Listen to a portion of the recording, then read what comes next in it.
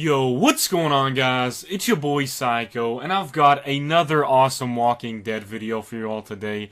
Now, this one is actually going to be one of my favorite Walking Dead videos I've ever done, and it's because I have some awesome reasoning behind some of this speculation. It's probably going to be one of the most in-depth I've ever gone when it comes to referencing back to other literary devices and other stories throughout history. Now let's finally move on to what I'm going to talk about and discuss. Recently in episode 15 of season 6 of The Walking Dead titled East, there was a moment where we saw Morgan and Rick going to the stables at a farm, and they notice a man who at first we assume that he is a savior, and he talks about how he was looking for a horse, and then when Rick finally gets a chance to shoot the guy, Morgan knocks Rick's arm and makes sure that he doesn't shoot him, and then Morgan gives his explanation to why he believes all life is precious. He gives his full circle theory, and a story of how he hid the wolf in Alexandria. Now we're going to come back to this later on. Rick assumed this armored man was a savior because Hilltop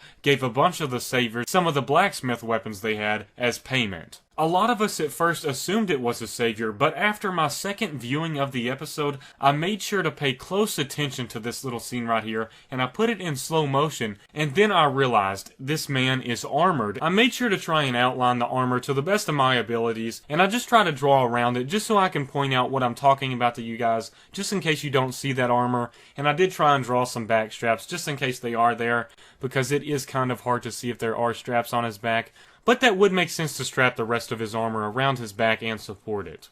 And that is some attire that we have not seen any other savior in the show wear yet. So with that information, we can conclude that maybe this person is possibly from another community, and he's hiding from Rick and Morgan because he may think that they are saviors. Now if we go on back to what Morgan said with his circle theory, maybe they wanted to add that theory in because it connects to this idea to where we assume this is a bad person, but by Rick letting him go, he is actually from a different community. So now that we realize that we have not seen any savior wear armor yet, we can assume that this person is from another community, and the fact that they do have Hilltop's blacksmith weapons, we know that Hilltop deals with them. Just like Jesus told Rick and the group, the world is a lot larger than you think.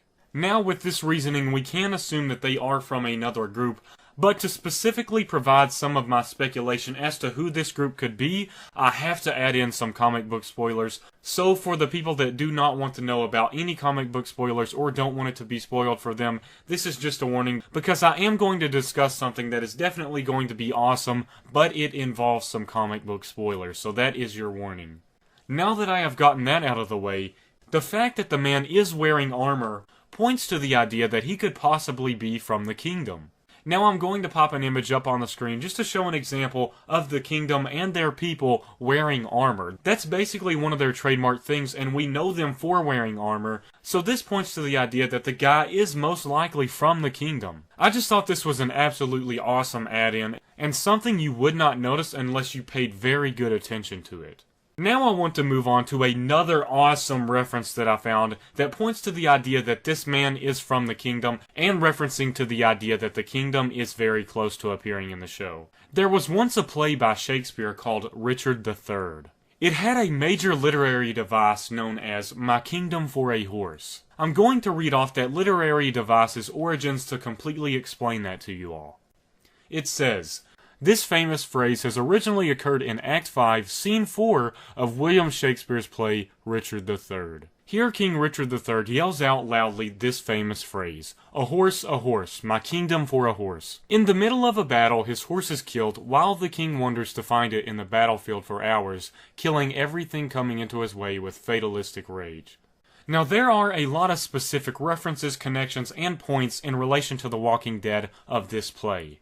Like it mentions, a horse, my kingdom for a horse. We know that the armored man was looking for a horse as he stated to Morgan and Rick. We also saw the slit throats as Morgan and Rick were looking for Carol, and they pointed out that the person had not been dead for a very long time, and we saw those slit throats. This references to the idea of killing everything coming into his way with fatalistic rage, And all of this comes back together to reference the idea where it says, my kingdom for a horse. We know that the man is looking for a horse, and we know he is possibly from the kingdom. So this basically closed the deal. It seals the deal on the idea that this man is from the kingdom, simply because of my kingdom for a horse, and it even using the words kingdom from the literary device. All of these connect together perfectly, and it is such a great example of writing on The Walking Dead.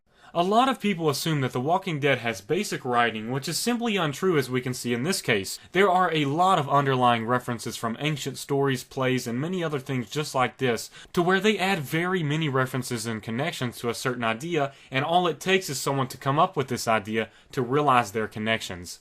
If we assume that it is basic writing, it's not that they aren't putting a lot into the writing, it's that we aren't noticing enough, just like in this case. I honestly never would have thought that knowledge of Shakespeare would help me make a Walking Dead video.